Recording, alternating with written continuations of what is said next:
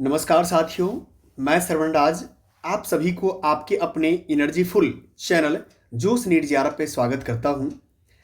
साथ ही आपको एक बात मैं बता रहा हूं, कुछ मौसम के बदलते प्रभाव के कारण आपको मेरी आवाज़ों में कुछ ऐसी कमी नज़र आ रही होगी, लेकिन मैं विश्वास दिलाता हूं आपको कि मौसम कितना भी रूठ जाए, मौसम कितना भी बदल जाए, लेकिन हमारे और आपके बीच का जो जोश है, यानी जोश नीड जियारत, कभी भी आपके हौसला और मेरी आवाज़ को कम नहीं होने देगी। आपने एक चर्चा का बहुत ही सुना होगा, एक मूवी हाल में बहुत ही चर्चा का विषय था, खासकर जेनजी जनरेशन के बीच में। वो मूवी क्या था? सयारा। सयारा में एक गीत बहुत ही फेमस हुआ। वो गीत आपको पता ही होगा कि सैयारा तू तो बदला नहीं है, मौसम जरा सा रूठा हुआ है। तो यूँ मान के चलिए कि अभी थोड़ी सी मौसम रूठी हुई है, बट मेरे और आपके बीच के जो आवाज़ है, उस आवाज़ को कभी भी कम नहीं होने देगा, यानी जोश कम नहीं होने देगा।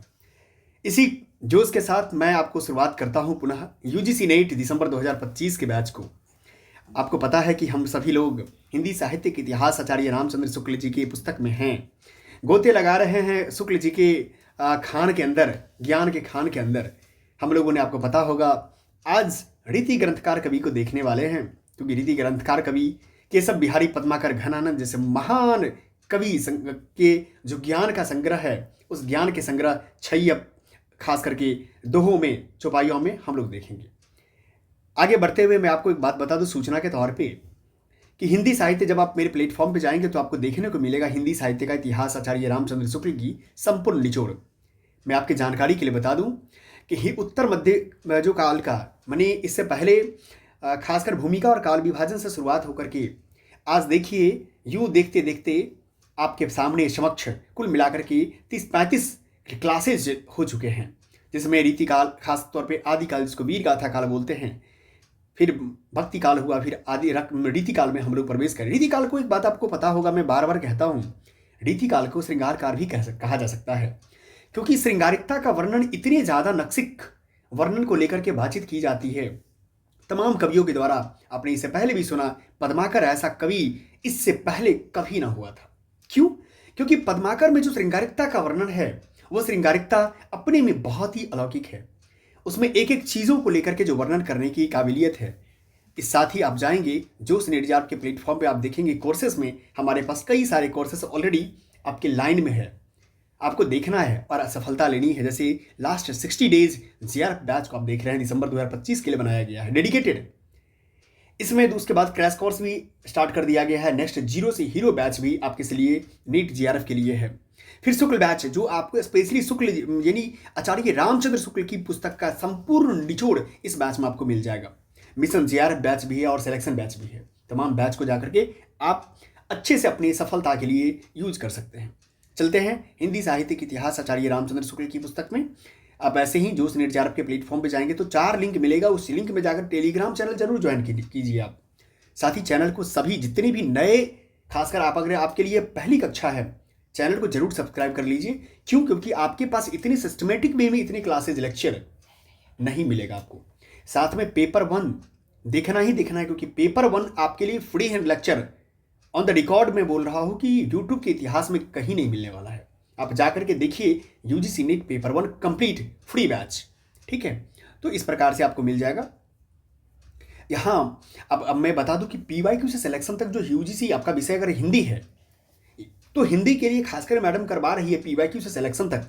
इसमें संपूर्ण 10 वर्षों का, यदि समझिए कि गोता लगाने वाला बात हो गया कि 100 क्वेश्चन अगर एक साल में करते हैं तो 100 नहीं बल्कि 400 करेंगे। क्यों? 4 ऑप्शन होते हैं उसमें, 400 टॉपिक कंप्लीट होता है। आप अंदाजा लगाइए खुद से गुना भाग करके कि 10 वर्ष में कितने क्वेश्चन हुआ, और उतने से 4 को गुना कर दीजिए, उतने टॉपिक आपका तैयार हो जाएगा, महत्वपूर्ण।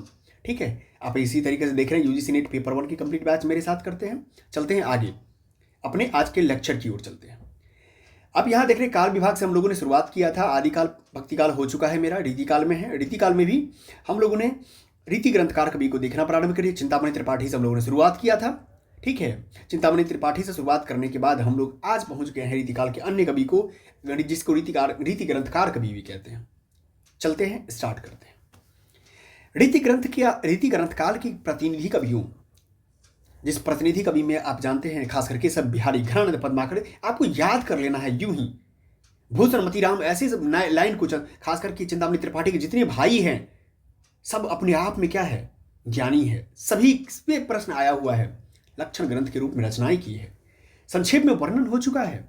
अब यहां इस काल के भीतर होने वाले उन कवियों का उल्लेख होगा, ठीक है, जिन्होंने रीति ग्रंथ न लिखकर दूसरे प्रकार की पुस्तकें लिखी। ऐसे कवियों में कुछ ने तो प्रबंध काव्य लिखे, कुछ ने नीति और कुछ भक्ति संबंधी पद्य, कुछ ने श्रृंगार रस की फुटकल कविताएं लिखी। ये पिछले वर्ष के कवि प्रतिनिधि कवियों से केवल इस बात में भिन्न है कि इन्होंने क्रम में रसों, भावों और नायिकाओं अलंकारों के लक्षण कहकर उनके अंतर्गत अपने पद्यों को नहीं रखा है। अधिकांश में ये सभी श्रृंगारी कवि हैं। मैं आपको इससे पहले बताया कि रीति काल को अगर श्रृंगार काल भी बोला जाए तो कहीं से कोई दो राय नहीं है। इन्होंने भी श्रृंगार रस का फुटकल पद्य कहे हैं। रचना शैली में किसी प्रकार का भेद नहीं है। ऐसे कवियों में घनानंद सर्वश्रेष्ठ हुए। आपको मैं बताऊं कि घनानंद की जब खास करके चौपाइयाँ, दोहें सुनेंगे आप, छैय्यप कवि संग्रह सुनेंगे तो आपको लगेगा कि आप भी खुश हो जाएंगे। इस प्रकार के अच्छे कवियों की रचनाओं में प्रायः मार्मिक और मनोरम पद्यों की संख्या कुछ अधिक पाई जाती है। खास करके बात यह है, तो आपने देखा कि आगे लाइन आती है कि बात यह है कि इन्हें कोई संबंधान नहीं था। जिस भाव की कविता जिस समय सूझी ये लिख गए। रीतिबद्ध ग्रंथ जो लिखने बैठते थे उन्हें प्रत्येक अलंकार या नायिका को उद्राहत करने के लिए पद्य लिखना आवश्यक था, जिनमें सब प्रसंग उनकी स्वाभाविक रुचि या प्रवृत्ति के अनुकूल नहीं हो सकते थे। खास करके रसखान, घनानंद, आलम, ठाकुर आदि जितने प्रेमनित्व कवि हुए उनमें किसी ने लक्षणबद्ध रचना नहीं की है। खासतौर पर प्रबंध काव्य की उन्नति उस काल में कुछ विशेष न हो पाई। लिखे तो उनके कथा प्रबंध गए, पर उनमें से 2 ही 4 में कविता का यथेष्ट आकर्षण पाया जाता है। सबल सिंह का महाभारत, छत्रा सिंह की विजय, मुक्तावली, गुरु गोविंद सिंह जी की चंडी चरित्र, लाल कवि का छत्र प्रकाश, जोधराज का हम्मीर रासो, घुमान मिश्र का नैषद चरित्र, सरयू राम का जैमिनी पुराण, सुदन का सुजान चरित्र, देवी दत्ता की बैताल पचीसी, हर नारायण की माधवनल, कमलंद का ब्रज, बासीदास का ब्रज विलास, गोकुलदासनाथ का आदि का महाभारत, मधुसूदन जो खास करके मधुसूदन दास का खास क्या नाम है, रामेश्वर मेधा, कृष्णदास की भाषा भागवत, नवल सिंह कृत भाषा सप्तशती, आल्हा रामायण, आल्हा भारत, मूड ढोला तथा चंद्रशेखर का हमीरहट, श्रीधार का जंगनामा, पद्माकर का राम रसायन, ये इस काल के मुख्य कथानक काव्य हैं। इनमें से चंद्रशेखर के हमीरहट और लाल कवि के छत्र प्रकाश, जोधाराज के हमीर रासो, सूदन के सुजान चरित्र और गोकुलनाथ आदि के महाभारत में भी काव्योपयुक्त रसात्मकता भिन्न भिन्न परिणाम में पाई जाती है। हमीर रासो की रचना बहुत ही प्रशस्त है। खास करके रामस्व मेधा की रचना भी साहित्यिक है। ब्रजविलास में यद्यपि काव्य के गुण अल्प हैं, पर उसका थोड़ा बहुत प्रचार कम पढ़े लिखे कृष्ण भक्तों में भी है। ठीक है, अब हम आगे चलते हैं। जब देखेंगे कि कथात्मक प्रबंधों में भिन्न एक और प्रकार की रचना बहुत देखने में आती है, जिसे हम वर्णनात्मक प्रबंध कह सकते हैं। क्या कह सकते हैं? वर्णनात्मक प्रबंध कह सकते हैं। जैसे दान लीला, मान लीला, जल विहार, वन विहार, मृग्या, झूला, होली वर्णन, जन्म उत्सव वर्णन, मंगल वर्णन, राम कलेवा। इतने जो पुस्तक का नाम आपने देखा, इसमें से क्या करना है, इसके बारे में यही है कि इनकी खासकर क्या है, इत्यादि इसी प्रकार की रचनाएं हुई थी जो वर्णनात्मक प्रबंध का था। बड़े बड़े प्रबंध काव्यों के भीतर इस प्रकार के वर्णनात्मक प्रसंग रहा करते थे। काव्य पद्धति में जैसे श्रृंगार रस के क्षेत्र में नक्सिक, सठ ऋतु आदि लेकर स्वतंत्र पुस्तकें बनने लगी, वैसे ही कथात्मक महाकाव्यों के भी अंग भी निकालकर अलग पुस्तकें लिखी गई।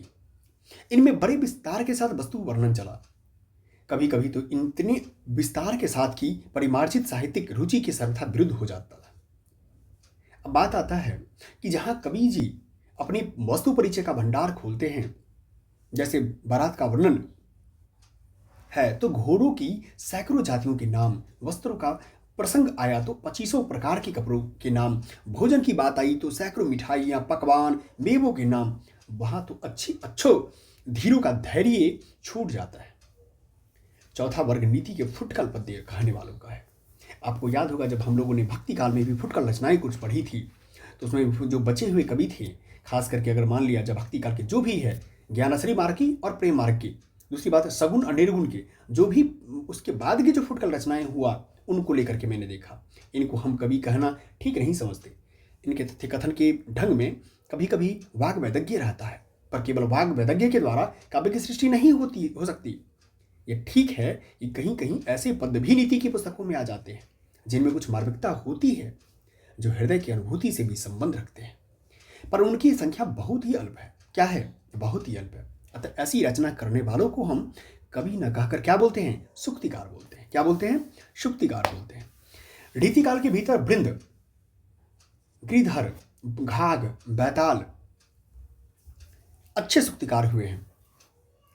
खासतौर पे पांचवा वर्ग ज्ञानोपदेशक का है, जो ब्रह्म ज्ञान और वैराग्य की बातों को पद्य में कहते हैं।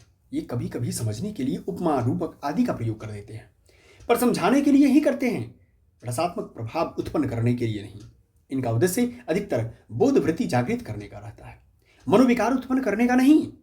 ऐसे ग्रंथकारों को हम केवल पद्यकार कहेंगे। हाँ, इनमें जो भावुक और प्रतिभा संपन्न है, जो अनयोक्ति आदि का सहारा लेकर भगवत प्रेम, संसार के प्रति विरक्ति, करुणा आदि उत्पन्न करने में समर्थ हुए हैं, वे अवश्य ही कवि, क्या उच्च कोटि के कवि कहे जा सकते हैं। छठा वर्ग कुछ भक्त कवियों का है, जिन्होंने भक्ति और प्रेमपूर्ण विनय के पत्र, पद आदि पुराने भक्तों के ढंग पर आ गए।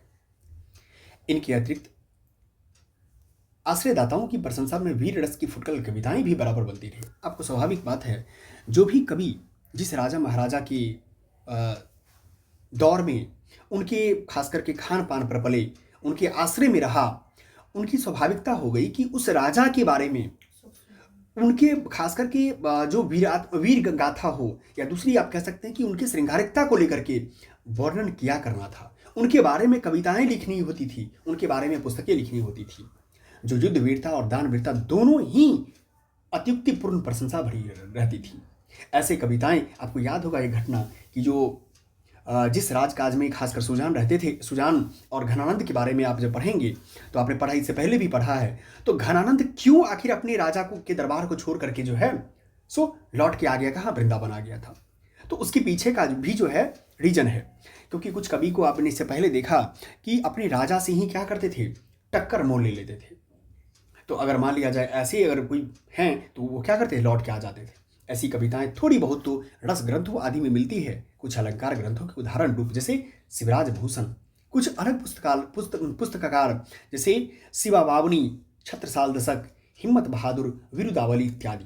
ऐसी पुस्तकों में सर्वप्रिय प्रसिद्ध वे ही हो सकी हैं जो देव काव्य के रूप में हुई है, अथवा जिनके नायक कोई देश प्रसिद्ध वीर या जनता की श्रद्धाभाजन रहे हैं।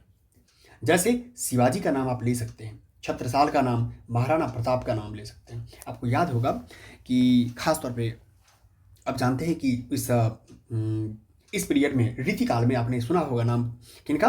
राजा जयसिंह का नाम सुना होगा, जयपुर के। तो राजा जयसिंह के काल में जो जो खासकर कवि हुए उनको अच्छा सम्मान मिला, ठीक है। जो पुस्तकें यूं ही खुशामद के लिए आश्रित कवियों की रूढ़ी के अनुसार लिखी गई, जिनके नायकों के लिए जनता के हृदय में कोई स्थान न था, वे प्राकृतिक नियमानुसार प्रसिद्धि न प्राप्त कर सकी। बहुत सी तो लुप्त हो गई। उनकी रचना में सच पूछे तो कवियों ने अपनी प्रतिभा का अपव्यय ही किया।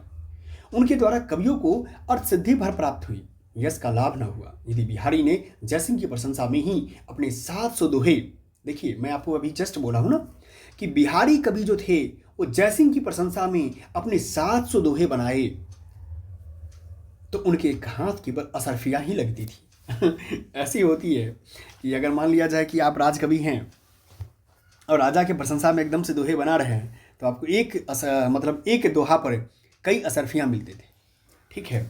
तो संस्कृत और हिंदी के ना जाने कितने कवियों का प्रौढ़ साहित्यिक श्रम इस प्रकार लुप्त हो गया। काव्य क्षेत्र में यह एक क्या है? शिक्षाप्रद घटना हुई है। अब आगे चलते हैं। भक्ति काल के समान रीतिकाल में भी थोड़ा बहुत गद्य इधर उधर दिखाई पड़ जाता है, पर अधिकांश कच्चे रूप में है। गोस्वामी तुलसीदास जी की लिखी वैष्णव वार्ताओं के समान कुछ पुस्तकों में ही पुष्ट ब्रजभाषा मिलती है। रही खड़ी बोली, वह पहले कुछ दिनों तक तो मुसलमानों के व्यवहार की भाषा समझी जाती थी। मुसलमानों के प्रसंग में उसका कभी कभी प्रयोग कवि लोग कर देते थे। जैसे अफजल खान का नाम आपने सुना होगा। अफजल खान को जिन्होंने मैदान मारा, यानी मैदान मारा मतलब भूषण, पर पीछे दिल्ली राजधानी होने से रीतिकाल के भीतर ही खड़ी बोली शिष्ट समाज के व्यवहार की भाषा हो गई। पर उसमें अच्छे पदे ग्रंथ लिखे जाने लगे थे। संवत 1798 में राम प्रसाद निरंजनी ने भास योग वशिष्ठ बहुत ही परिमार्जित गद्य में लिखा। इसी रीतिकाल के भीतर रीवा के महाराज विश्वनाथ सिंह, कहाँ के राजा है, रीवा के राजा विश्वनाथ सिंह, हिंदी का प्रथम नाटक आनंद रघुनंदन लिखा। इसके उपरांत गणेश कवि ने प्रद्युमन विजय, क्या है, प्रद्युमन विजय नामक एक पद्यबद्ध नाटक लिखा, जिसमें पात्र प्रवेश, विसंभक, प्रवेशक आदि रहने पर भी इतिवृत्तात्मक पदे रखे जाने के कारण नाटक का प्रकृत स्वरूप न दिखाई पड़ा। अब हम आगे चलते हैं। अब हम पढ़ते हैं कि इनके बारे में, रीति ग्रंथकार कवि की बनवाड़ी के बारे में। क्या है बनवाड़ी?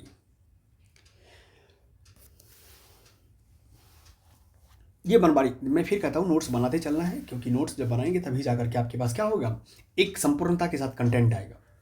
आप तो लाइन बाय लाइन पढ़ ही रहे हैं, साथ में आपका नोट्स बने रहना चाहिए। बनवाड़ी ये संवत का 1690 से लेकर 1700 के बीच वर्तमान थे। इनका विशेष वृत्त ज्ञात नहीं है। इन्होंने महाराज जसवंत सिंह के बड़े भाई अमर सिंह की वीरता की बड़ी प्रशंसा की। ये इतिहास प्रसिद्ध बात है कि एक बार शाहजहां के दरबार में सलावत खान ने किसी बात पर अमर सिंह को गवार कह दिया, जिस पर इन्होंने चट तलवार खींचकर सलावत खां को वहीं मार डाला। ठीक है, इस घटना का बड़ा ओजपूर्ण वर्णन इनके इन पद्यों में मिलता है। धान्य अमर छेदी छत्रपति, अमर तिहारो मान, शाहजहां की गोद में हन्यो सलावत खान। शाहजहां की गोद में हन्यो सलावत खान। ठीक है, इस तरह की बातें लिखी हुई है बनवाड़ी कवि के बारे में। बनवाड़ी कवि की श्रृंगार रस की कविता भी बड़ी चमत्कारपूर्ण होती थी। यमक लाने का ध्यान इन्हें विशेष रहा करता था। एक उदाहरण देख सकते हैं यमक अलंकार का, कि नेह बरसाने तेरे नेह बरसाने देखी, यह बरसाने बर मुरली बजावेगे। ठीक है,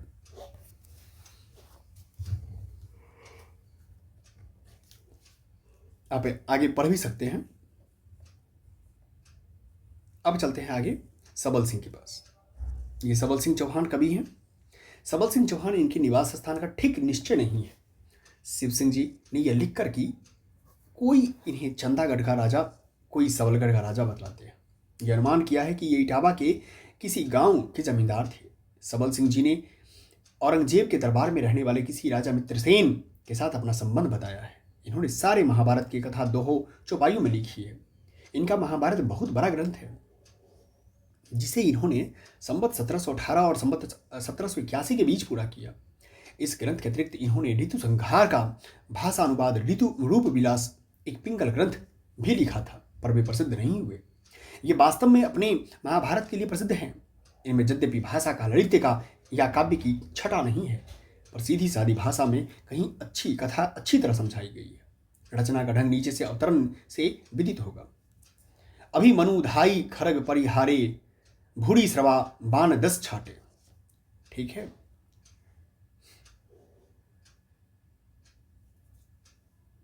तीसरा कहता है वृंद। ये मेरता जोधपुर के रहने वाले थे। कृष्णगढ़ नरेश राजा महाराज जयसिंह के गुरु थे। संवत 1761 में ये शायद कृष्णगढ़ नरेश के साथ औरंगजेब की फौज में ढाके तक गए थे। इनके वंशधर अब तक कृष्णगढ़ में वर्तमान है। इनकी वृंद सतसई संवत 1761, जिसमें नीति के 700 दोहे बहुत प्रसिद्ध है। खोज में श्रृंगार शिक्षा संवत 1748, भाव पंचशिका नाम की 2 रस संबंधी पुस्तकें मिली है, पर इनकी ख्याति अधिकतर सूक्तिकार के रूप में ही है। वृंद सतसई के कुछ दोहे नीचे दिए जाते हैं। भले बूढ़े सब एक सम, जौ लो बोतल नाही, जान परत है काग पिक, ऋतु बसंत की माही। छत्रा सिंह कायस्थ, ये बटेश्वर क्षेत्र की अटेर नामक गांव के रहने वाले श्रीवास्तव कायस्थ थे। इनके आश्रयदाता अमरावती के कोई कल्याण सिंह थे।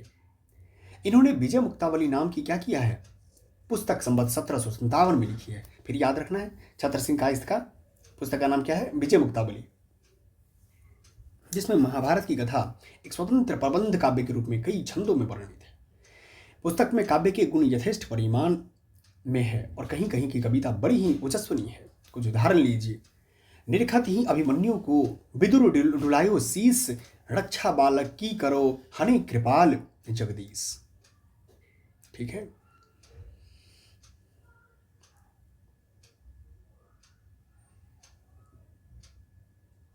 अब हम पढ़ने वाले हैं बैताल के बारे में। ठीक है। बैताल ये जाति के बंदीजन थे। राजा विक्रम शाही की सभा में रहते थे। यदि ये विक्रम सिंह चरखाड़ी वाले प्रसिद्ध विक्रम शाही ही हैं जिन्होंने विक्रम सतसई आदि कई ग्रंथ लिखे हैं, जो खुमान प्रताप कई कवियों के आश्रयदाता थे, तो बैताल का समय संवत 1839 और 1886 के बीच मानना पड़ेगा। पर शिव सिंह सरोज में इनका जन्मकाल संवत 1734 लिखा हुआ है। बैताल ने गिरधर राय के समान नीति की कुंडलियों की रचना की है। प्रत्येक कुंडलियां विक्रम को संबोधन करके कही है। इन्होंने लौकिक व्यवहार संबंधी अनेक विषयों पर सीधे साधे पर जोरदार पद्य कहे हैं। गिरधर राय के समान इन्होंने भी वाक चातुर्य या उपमा रूपक आदि लाने का प्रयत्न नहीं किया। बिल्कुल सीधी साधी बात जो कि क्यों छंदोबद्ध कर दी, फिर भी कथन के ढंग में अनूठापन है। एक कुंडलियां नीचे दी जाती है। मरे बैल घरियाड़, मरे वह अरियल टट्टू, मरे करकसा नारी, मरे वह खमस निखट्टू। ठीक है, इस तरह की बात है। अब चलते हैं आलम कवि के पास। ये आलम जाति के ब्राह्मण थे। शेख नाम की रंगरेजिन के प्रेम में फंसकर पीछे से मुसलमान हो गए। उसके साथ विवाह करके रहने लगे। आलम को शेख से जहान नामक एक पुत्र भी हुआ। ये औरंगजेब की दूसरे बेटे मुअज्जम के आश्रय में रहते थे, जो पिछले बहादुर शाह के नाम से गद्दी पर बैठा। अतः आलम का कविता काल 1740 जो से संवत 1760 तक माना जा सकता है। इनकी कविताओं का एक संग्रह खासकर आलम केली नाम से प्रसिद्ध है। इस पुस्तक में आए पद्यों के अतिरिक्त इनके और बहुत सी सुंदर और उत्कृष्ट पद्य ग्रंथों में संग्रहित मिलते हैं और लोगों के मुंह से सुने जाते हैं। शेख रंगरेजिन भी अच्छी कविता करती थी। आलम के साथ प्रेम होने की विचित्र कथा प्रसिद्ध है। कहते हैं कि आलम ने एक बार उसे पगड़ी रगड़ने को दी, जिसकी खूंट में भूल से कागज का एक चीट बंधा चला गया। उस चीट में दोहे की एक आधी पंक्ति लिखी थी, कनक छड़ीसी कामिनी काहे को कटी छीन। शेख ने दोहा इस तरह पूरा करके क्या लिखा, कटी को कंचन कटी विधि कूचन मध्य धरी दीन। उस सीट को फिर ज्यों की त्यों पगड़ी की खूंट में बांध कर लौटा दी। उसी दिन से आलम शेख के पूरे प्रेमी हो गए। अंत में उसके साथ विवाह भी कर लिया। शेख बहुत ही चतुर और हाजिर जवाब स्त्री थी। एक बार शाहजादा मुअज्जम ने हंसी में शेख से पूछा, क्या आलम की औरत आप ही हैं? शेख ने चट उत्तर दिया कि हाँ, जहान की माँ मैं ही हूँ। हाँ, जहान की माँ मैं ही हूँ। ये नहीं बोला कि आलम की औरत मैं हूँ। देखो कितनी बड़ी बात है। तो ये कहा कि जहान कौन था? एक्चुअली वो शेख की बेटा था। आलम केली में बहुत से कवित शेख के रचे हुए हैं। आलम की कवित सवैयों में बहुत सी रचना शेख की मानी जाती है। जैसे नीचे लिखे कवित में चौथा चरण शेख का बनाया हुआ कहा जाता है। देखिए, देख सकते हैं। प्रेम रंग पगे जगमगे जमनी लिखी, जोबन की ज्योति जगी, जोर उगमत है। ठीक है। आलम रीतिबद्ध रचना करने वाले कवि नहीं थे। ये तो खासतौर पे परिमृत कवि थे। अपनी तरंग के अनुसार रचना करते थे। इसी से इनकी रचनाओं में हृदय तत्व की प्रधानता है। प्रेम के पीर या इश्क के दर्द क्या है? प्रेम के पीर या इश्क के दर्द इनके एक एक वाक्य में भरा पाया जाता है। उत्प्रेक्षाएं भी इन्होंने बड़ी अनूठी और बहुत अधिक कही। शब्द वैचित्र, अनुप्रास आदि की प्रवृत्ति इनमें विशेष रूप से कहीं नहीं पाई जाती। श्रृंगार रस की ऐसी उन्मादमयी उक्तियां इनकी रचना में मिलती है कि पढ़ने और सुनने वाले लीन हो जाते हैं। यह तन्मयता सच्ची उमंग में ही संभव है। रेखता, अब अच्छा एक बात और मैं बता रहा हूँ, अपनी रेखता सुन करके मुझे भी याद आ गया। अब जब जाओगे तो खास करके आपको बॉलीवुड में कई सारी संगीत मिलेगा रेखता के तो नाम से, ठीक है। तो रेखता का संगीत सुनने में बड़ा ही मनोरम रहता है, बहुत ही शांत स्वभाव का संगीत होता है। बीच में मैंने भी एक गीत सुनी है, खास करके उमराव जान के नाम की एक मूवी थी, उसमें जो है रेखा जी खास करके अभिनय की है। तो आप जाएंगे तो उसमें रेखता का हूबहू जो है ना, खासकर उर्दू का शब्द उसमें मिलेगा आपको, ठीक है। तो ये है रेखता या उर्दू भाषा में भी इन्होंने कवित कहे हैं। भाषा भी इस कवि की परिमार्जित और सुव्यवस्थित है, पर उसमें कहीं कहीं कीन, दीन, जीन आदि अवधि या पूर्वी हिंदी के प्रयोग भी मिलते हैं। कहीं कहीं फारसी की शैली के रसबाधक भाव भी इनमें मिलते हैं। प्रेम की तन्मयता की दृष्टि से आलम की गणना रसखान घनानंद की कोटि में ही होनी चाहिए। इनकी कविता के कुछ नमूने नीचे दिए जाते हैं, यहां देख सकते हैं। जाथल कीने बिहार अनेकन ताथल काकरी बैठी चुन्नियों पर करे, जा रसना सौ करी बहु बातन ता रसना सौ चरित्र गुन्नियों करे, ठीक है। ये आलम कवि का लिखा हुआ है। अब चलते हैं हम आगे गुरु गोविंद सिंह जी के पास। गुरु गोविंद सिंह जी ये सिखों के महापराक्रमी 10वें और अंतिम गुरु थे। क्या थे? 10वें और अंतिम गुरु थे। इनका जन्म कब हुआ है? 1723 में, और जो परलोकवास बोलते हैं या सत्यलोकवास संवत 1765 में।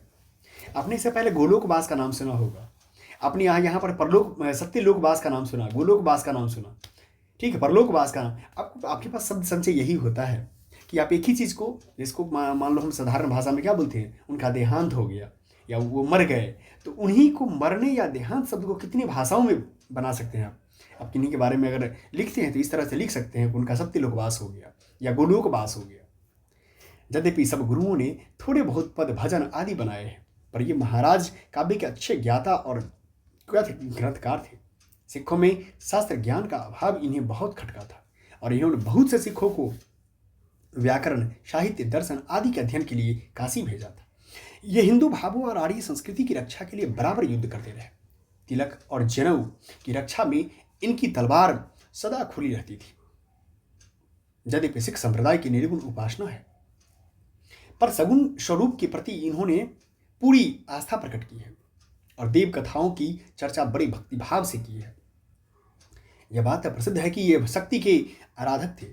इनके इस पूर्ण हिंदू भाव को देखने से यह बात समझ में नहीं आती कि वर्तमान समय में सिखों की एक शाखा विशेष के भीतर पैगंबरी मजहबों का कट्टरपन कहाँ से और किसकी प्रेरणा से घुसा। इन्होंने हिंदी में कई अच्छे और साहित्यिक ग्रंथों की रचना की।